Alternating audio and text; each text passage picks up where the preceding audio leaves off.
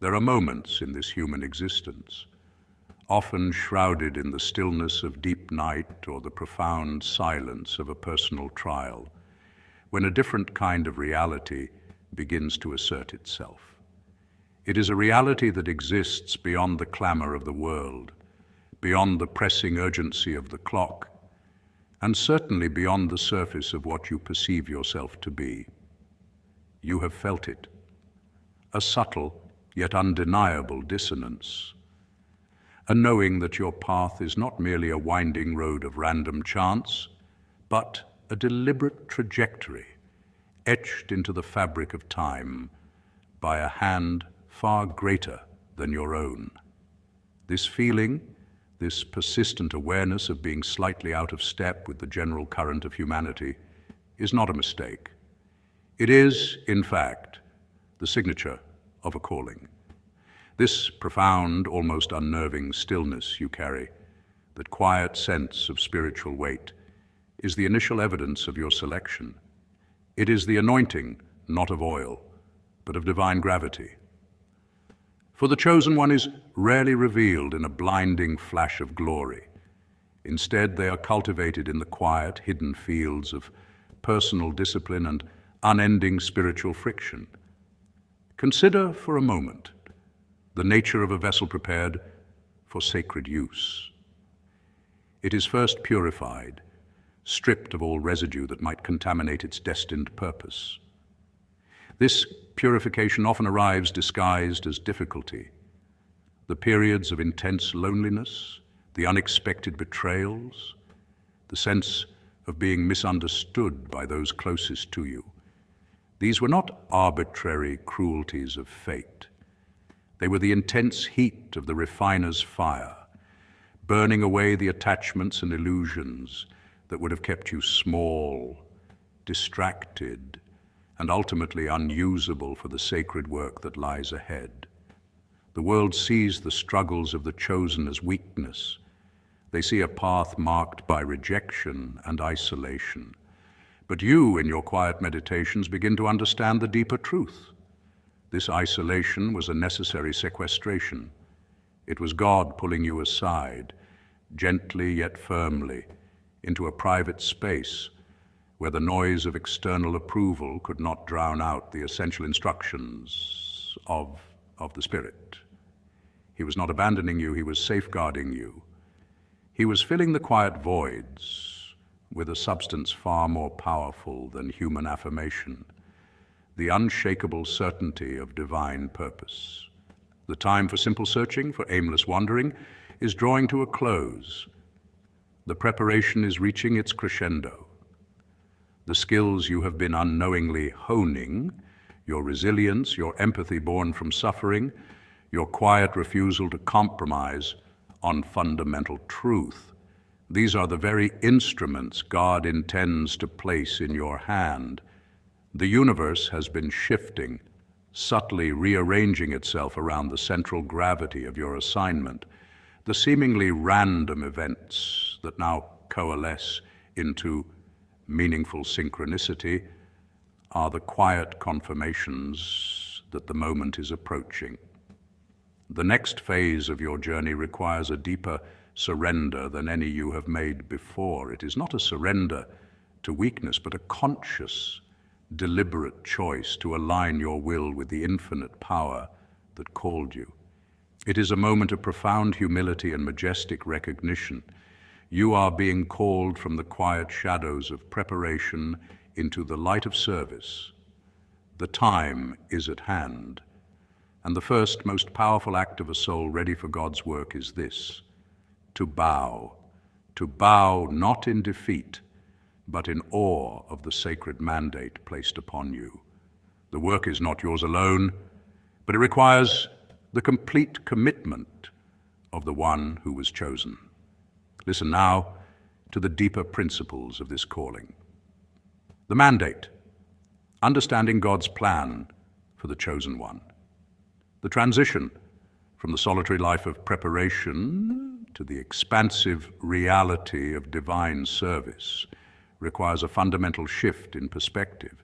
Here are the necessary steps and realizations that lead the chosen one toward their great work. Point 1, the decentering of self-will. The bedrock upon which any enduring spiritual mission must rest is not a monument of external achievement, but the profound internal alchemy known as the decentering of self-will. This is the initial and most daunting crucible for the soul called to divine service. For true spiritual power is fundamentally antithetical to the congested, turbulent flow of personal ambition. Imagine the soul as a magnificent, finely tuned copper conduit. If the interior is furred with the mineral deposits of ego-driven desire, the anxieties of I must succeed, the pride of my plan is best, or the urgency of it must happen now, the potent, ethereal current of the divine cannot pass through unimpeded. The power does not fail, the channel is simply obstructed. The journey of the chosen one is therefore a paradigm shift, a radical reorientation from the self-serving query, what do I want to achieve in the world, to the pure, resonant question, where am I needed in the eternal design? This critical pivot necessitates an active and conscious relinquishing of the ego's cherished prerogatives, control over the timing and the form of the work. Our human vision, inherently limited by the constraints of three-dimensional space and linear time, sees only the immediate horizon, a momentary flicker in a vast cosmic narrative. We draft detailed 5-year plans, driven by the psychological need for measurable progress and societal validation.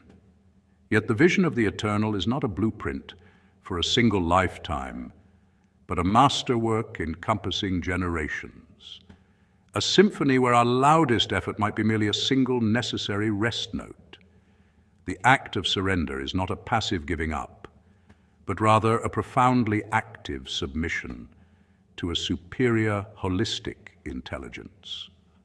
The great theological concept of kenosis, or self-emptying, eloquently describes this. The chosen one must pour out the contents of the finite self to create a pure, consecrated space, a vessel ready to be filled by an infinite purpose. The most difficult sacrifice is that of the personal timeline. We desire instant efficacy, visible results that confirm our relevance. However, divine work often operates on a geological clock. It understands the power of the seed that must undergo a long, silent period of subterranean transformation, the fallow season, before it can breach the soil. To surrender one's timeline is to dismantle the tyranny of now and embrace the faith that the work is already underway, perfectly calibrated to an unseen but perfect schedule. Furthermore, surrendering the form of the work means letting go of the ego's attachment to how the mission should look. The calling might be envisioned as a grand public pulpit, yet the divine necessity may require the quiet, unseen labor of teaching one child, writing one deeply influential paragraph, or providing silent support to another leader. True power is not in the grandeur of the stage, but in the purity of the act. By moving from ambition, which is self-referential and seeks credit, to calling, which is service-referential and seeks alignment, the chosen one ceases to be a struggling, finite human doer and becomes an unobstructed conduit for an eternal, irresistible force. The mission, therefore, does not truly commence with a bold outward stride, but with the quiet, devastating, and ultimate surrender of one's own cherished map, recognizing that the true beginning of the work is the moment the self steps wholly aside. Point 2, the hidden power in humility. Humility, particularly in the profound, sometimes daunting spiritual context of a chosen one or divine instrument, is one of the most vital and frequently misunderstood virtues. It is a concept often mistakenly conflated with timidity, self-deprecation, or a feigned lack of confidence.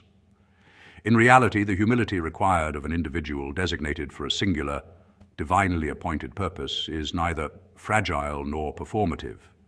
It is a quiet, monumental spiritual fact that serves as the essential bedrock and operational safeguard for their entire mission. Far from making the individual less capable, this grounded humility is precisely what makes them an effective, undistorted conduit for the divine power. The very essence of the chosen one's calling is the channeling of a force that is exponentially greater than their human capacity. Whether manifested as wisdom, prophetic insight, miraculous power, or leadership that alters the course of history, the source remains transcendent. Therefore, the spiritual humility of the chosen one is the unwavering, immovable assurance that the power flowing through them is not an intrinsic personal attribute, but rather an imparted gift, alone from the divine. It is the recognition that the human form is merely the vessel, and its inherent worth is entirely separate from the magnitude of the power it momentarily carries. This understanding is profoundly liberating because it shifts the unbearable burden of cosmic responsibility from the fragile human ego to the omnipotent divine source. This factual humility acts as a sophisticated, necessary spiritual mechanism. Its primary function is a defense against the single greatest spiritual peril: pride. The temptation for an individual who has demonstrably accomplished the impossible or possesses knowledge beyond their peers to internalize the glory is immense. The historical and scriptural record is replete with cautionary tales where exceptional individuals, kings, prophets, and leaders allowed their focus to drift from the source to the self, leading to catastrophic downfall. Pride, in this context, is not merely a moral failing, it is a distortion, a spiritual lens that refracts the pure divine light, making the human instrument visible and the divine source obscure. When the vessel claims ownership of the power, the flow is compromised, the mission jeopardized, and the chosen state invalidated. The most effective and enduring agents of divine will are invariably those who master the art of invisibility in service. They understand the paradoxical nature of their role. They must be bold and decisive in action, yet utterly self-effacing in attention. Their success is measured not by the applause they receive, but by how completely they vanish behind the work itself, ensuring that all focus remains immovably fixed on the divine origin. Think of a perfect, clear pane of glass. It performs its duty flawlessly when it is so clean and pristine that you look through it, perceiving the world beyond rather than noticing the glass itself. When the glass is dirty, it captures and distorts the light, drawing attention only to its flaws.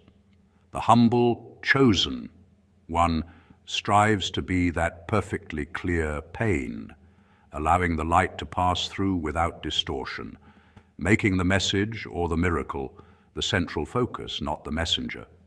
This grounded, factual humility is not a feeling. It is a constant, operational choice, the spiritual gravity that keeps the human instrument firmly anchored, while the divine power lifts the world. It is unequivocally the protection that precedes and sustains every authentic, world-changing act of faith. Point 3, the discipline of quiet listening. The notion that the Almighty orchestrates the path of the chosen not through booming thunder but through a whisper in the spiritual inner ear is a profoundly ancient and captivating spiritual discipline, echoing the biblical narrative of the prophet Elijah. When Elijah sought the divine on Mount Horeb, God was not in the great wind, the earthquake, or the fire, but in a still, small voice, or more accurately translated from the Hebrew, a sound of gentle stillness, 1 Kings 19:11-12. This concept is not merely poetic. It is a factual blueprint for spiritual reception, demanding a specific daily commitment to heightened sensory awareness that counteracts the sensory overload of modern life. Think of the human auditory system. The outer ear collects sound waves, the middle ear amplifies them, but the inner ear, the cochlea, is where the mechanical vibrations are converted into electrical signals for the brain. Spiritually, the inner ear is the metaphorical locus where the subtle vibrations of divine instruction are translated into actionable understanding. This instruction, therefore, requires a self-imposed, rigorous regimen of profound sobriety and meditation, not as an optional luxury, but as the essential, non-negotiable tuning mechanism. To achieve this state, the objective is not a New Age-style emptying of the mind, but rather a strategic, deliberate, and factual process of intentional filtration.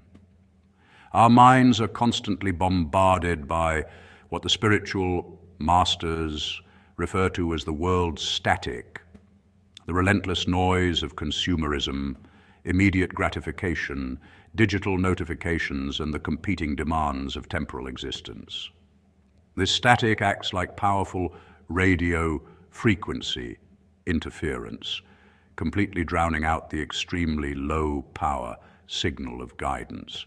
Cultivating moments of profound sobriety means adopting an extreme clarity of focus, one where the emotional and intellectual influence of external circumstances is temporarily neutralized. This commitment to stillness, this daily factual commitment, mirrors the meticulous focus required in complex scientific or artistic endeavors. Consider a deep-sea acoustic engineer attempting to detect the faint ping of a distant submersible. Every single extraneous sound must be accounted for and cancelled out. Similarly, the seeker must daily account for and neutralize the noise of anxiety, ambition, and distraction to make space for the subtle data packets of divine purpose. The journey of the chosen is characterized by this fragmentary revelation. Unlike a business plan delivered in a single, comprehensive document, God's instructions are often revealed in a series of highly specific, context-dependent fragments. One day, a fragment might be an unexpected impulse to assist a stranger. The next, a clear certainty about a long-term commitment. These pieces, however, are exclusively granted when the receiver is perfectly still. This is the unique, often frustrating element of the discipline. The next fragment is conditional upon the successful integration and execution of the previous one. And the successful reception of any fragment requires a state of profound mental quiescence. This challenges the natural human impulse to rush, demand a full blueprint, or exert forceful control. Instead, it forces reliance on a paradoxical, active stillness. By cultivating this daily discipline, this practice of listening intently to the subtle yet persistent frequency in the spiritual inner ear, the seeker transforms from a passive recipient into an active, finely tuned instrument, capable of translating the faintest of whispers into a powerful, world-altering symphony of action, piece by precious piece. This makes the chosen life a continuous, captivating, and highly specific adventure in attentiveness. Point 4, the work begins with internal alignment. The divine design for human impact is a fascinating blend of mystical preparation and tangible action, best understood not as a sequence of events, but as a dynamic, continuous flow. The concept that the external work, be it the profound act of teaching, the compassionate service of healing, or the captivating resonance of creative expression, is simply an overflow of an internal reality, speaks to a foundational principle of spiritual physics. Consider the towering redwood. Its ability to reach 300 feet into the sky is entirely dependent on the vast, intricate, and often unseen network of roots anchored deep within the soil. Without this robust internal structure, any significant external growth would lead to immediate collapse. Similarly, the work God intends for an individual cannot sustain itself, let alone influence the world, unless it is rooted in a deeply transformed spiritual landscape. This process of internal transformation is not a passive event, but an active, often challenging labor of the soul. Before one can genuinely change the world, they must finalize the transformation of their own spiritual landscape, and this often requires a rigorous, sober addressing of lingering resentments, fears, and doubts. Think of these negative emotional states as spiritual pollutants. They cloud the vision, compromise the energy, and introduce distortions into the signal one intends to transmit to the world. A historical parallel can be drawn to the ancient philosophical and religious traditions, which consistently emphasized inner purity as a prerequisite for wisdom and authority. For instance, many monastic orders require years of silence, meditation, and self-scrutiny, not as an end in itself, but as a crucible for purifying the ego, ensuring that when the individual finally engages with the community, their actions and words proceed from a place of genuine, unselfish truth. Resentment is a heavy chain, anchoring one to a past injury. Fear is a mirage, fabricating future dangers that paralyze present action. And doubt is a corrosive agent, eroding the certainty and conviction required for any impactful venture. The uncompromising truth is that the integrity of the message is directly proportional to the integrity of the messenger. This principle is vital in a world saturated with information, but starved for authenticity. If the messenger preaches peace, but harbors internal conflict, the message will lack power. If they teach abundance while living in the poverty of spirit, the message will ring hollow. The audience, whether conscious of it or not, intuitively perceives the dissonance between the spoken word and the lived reality. This calls for the internal bowing, which is not a one-time surrender, but a continuous process of purification. The term bowing signifies an act of profound humility, a yielding of the personal ego and its desires to the divine will. It is the spiritual equivalent of constantly recalibrating a sensitive scientific instrument, ensuring it remains accurate and true to its purpose.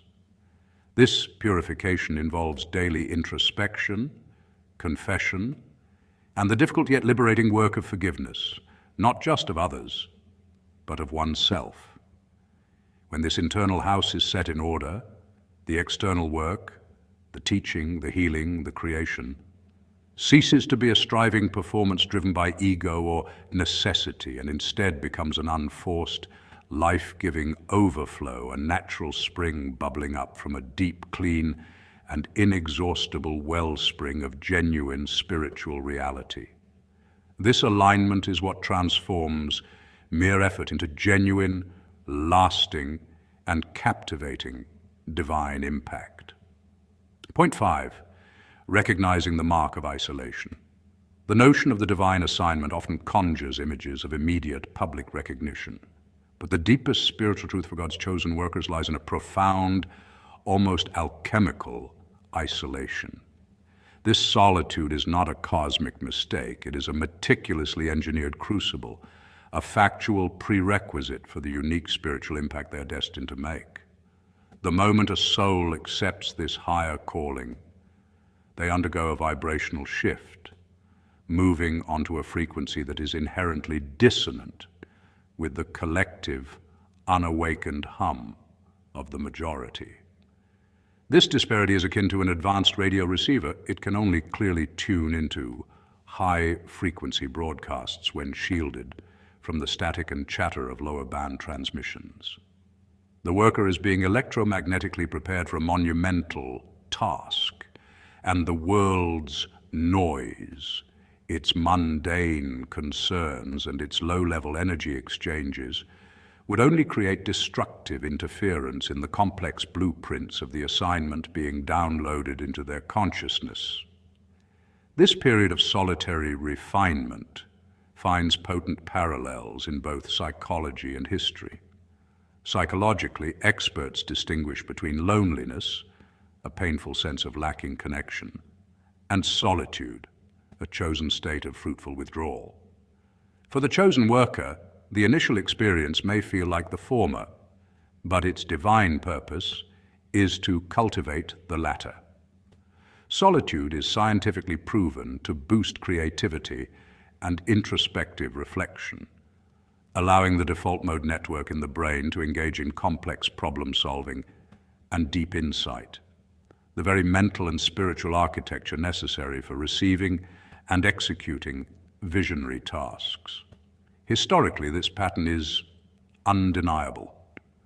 Consider the prophet Moses, who spent 40 years as a shepherd in the literal desert of Midian before his mission began, or the Christian desert fathers who intentionally retreated to the remote Egyptian wilderness to strip away all societal pretense and achieve a deeper, purer communion with the divine.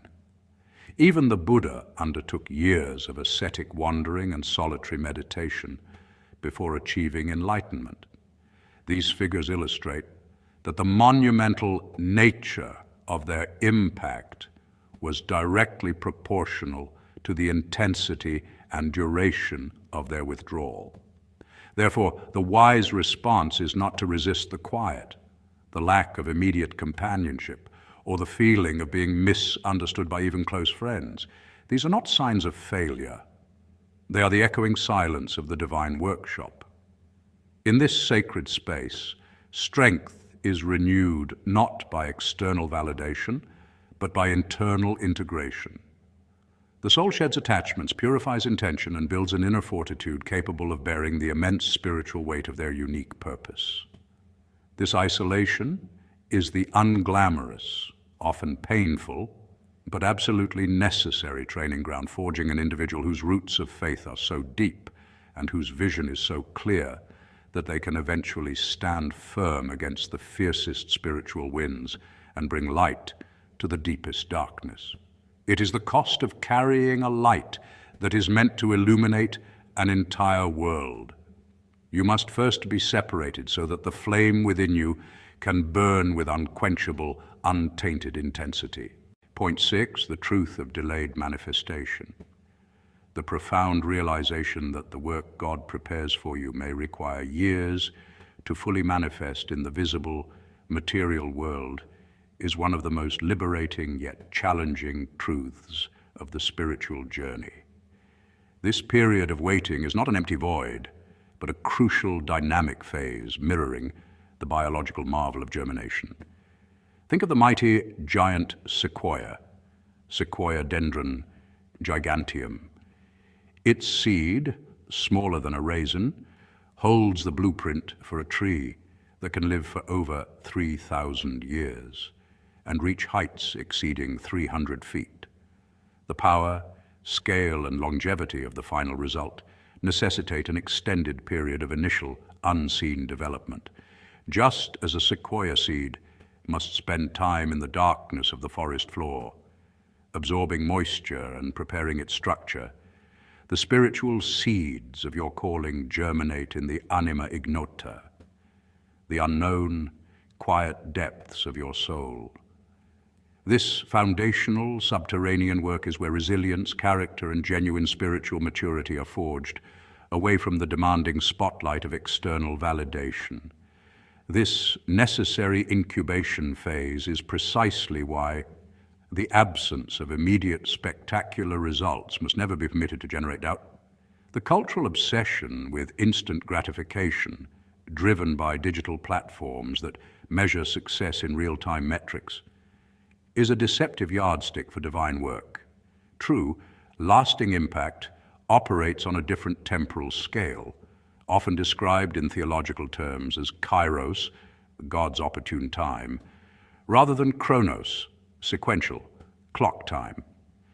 The biblical narrative is replete with examples of this long-term preparation. Moses spent 40 years in the wilderness of Midian before his mission at the burning bush. The Apostle Paul spent an unspecified but significant time in Arabia after his conversion, not immediately launching his world-changing ministry. And even the life of Jesus involved 30 years of quiet preparation before 3 years of public ministry.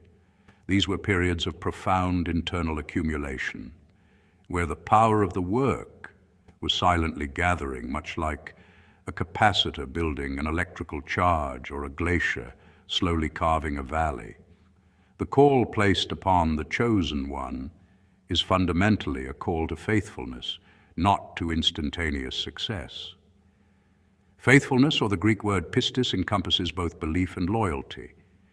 It is the steadfast adherence to the conviction that the true, factual nature of God's promise is actively at work, irrespective of visible proof. This loyalty is the quiet engine of perseverance, which literally means to hold through. Every day you continue to show up, to execute the seemingly small, uncelebrated tasks, and to maintain your spiritual discipline. You're not simply treading water, you're actively fueling the invisible engine of your future success. This sustained, quiet perseverance is the very mechanism by which the unseen potential breaks through the surface, not as a fragile shoot, but as a deeply rooted, robust structure. Consider the craft of the Japanese master swordsmith, who repeatedly folds the steel during the forging process. Each fold refines the metal, removes impurities, and exponentially increases the blade's strength and sharpness. This process takes countless hours and is largely hidden from view as the smith works at the forge. Similarly, the long gestation period for your divine work is God's process of folding your spirit and character. It's an accumulation of qualitative growth, a deepening of empathy, a sharpening of discernment, and an increase in patience, all of which are essential to sustain the magnitude of the eventual external success. When the work finally manifests, its power will be undeniable, not because of a sudden flash, but because it has been sustained and fortified by the true, factual, and unwavering nature of a promise kept through the long, quiet season of the soul. The spectacle is the fruit. The faithfulness is the root. Point 7, the continuous act of submission. Bow now. The simple yet profound injunction to bow now transcends the imagery of a momentary physical act. It calls for a continuous spiritual posture, a perpetual orientation of the soul toward purpose. This is not a quarterly review of commitment, but a daily rededication, a moment of conscious surrender that acts as the very mechanism by which the infinite blueprint of destiny is impressed upon the finite canvas of our lives. Imagine the intricate workings of a clockmaker's most delicate movement. Each morning, as the sun rises on a new set of circumstances, the bow now becomes the winding of that spiritual spring. It is the sober acknowledgement that our personal talents, our carefully honed skills, and the unique, sometimes tumultuous circumstance of the day are not purely random variables to be managed by sheer force of will, but rather sacred instruments to be placed directly into the hands of a higher, divine intelligence. This act is intrinsically related to the concept of synergy, a term rooted in the Greek synergos, meaning working together. In this spiritual context, the synergy is between the individual's prepared willingness and the cosmic flow of intention. This continuous submission is the purifying fire that precedes utility. By declaring, I am available, I am purified, and I am ready, one moves beyond passive acceptance into active receptivity. Think of the scientific principle of a superconductor. Only when the material reaches a state of near zero resistance, absolute purity and cooling, can it transmit energy with unparalleled efficiency. Similarly, the bow-now state reduces the resistance of the ego, the noise of personal agenda and fear, allowing the greater infinite power to flow through the individual's finite capacity unobstructed. This is the alchemical transformation of potential into kinetic energy, where latent ability is galvanized into visible action. Furthermore, this posture is deeply rooted in philosophical traditions that prize humility, or kenosis in certain theological contexts, not as self-abasement, but as the emptying of self-will to be filled with divine will. It is the calm, definitive action that removes the frantic energy of forced achievement and replaces it with the centered power of co-creation. It is, in essence, the daily signing of an unbreakable contract. I provide the vessel, the infinite provides the current. Therefore, the ultimate uniqueness of the bow-now call lies in its ability to transform the mundane rhythm of a day into the deliberate, powerful unfolding of a magnificent, predestined life. It is the subtle lever that moves the world. The path of the chosen one is never marked by noise, spectacle, or grand outward displays. It is defined instead by the profound quiet that lives within. It is shaped by an inner silence so deep, so steady, that it becomes its own kind of strength. A strength the world cannot interpret, yet cannot ignore. Your calling was not delivered through thunder or applause. It arrived in the gentle insistence of the Spirit, whispering to the chambers of your soul that the time had come. And now, whether you feel fully ready or not, heaven has already declared that the preparation is complete. The stage you have been assigned is not a platform drenched in lights or an audience waiting to clap. No, God positions His chosen in the subtle, ordinary rhythms of daily life. The grocery line, the quiet morning, the simple conversation, the hidden battle in your thoughts. These small places, so easily overlooked, are the very arenas where divine greatness is forged. The great work of God has never depended on frantic effort or desperate striving. It does not require you to force outcomes or strain to be worthy. What heaven asks of you is far simpler, yet infinitely more powerful. Peaceful availability, a willing spirit, a heart that says, "Here I am, Lord." In that posture, miracles find their way to you. Doors open without pushing. Wisdom rises without searching. Strength appears without shouting. So take a slow breath now. Let your shoulders drop. Let your spirit absorb this truth, like holy oil sinking into dry skin. The promise spoken over you is not symbolic. It is real. The power assigned to you is not imaginary. It is active. All that remains is the continuous, quiet action of the surrendered soul, to bow, to yield, to align, and in that sacred stillness begin the work that was always yours to carry. Go now, not in haste, not in fear, but in peace, in clarity, and in a calm, purposeful sobriety. Walk forward as one who knows they are guided, strengthened, and upheld by heaven itself.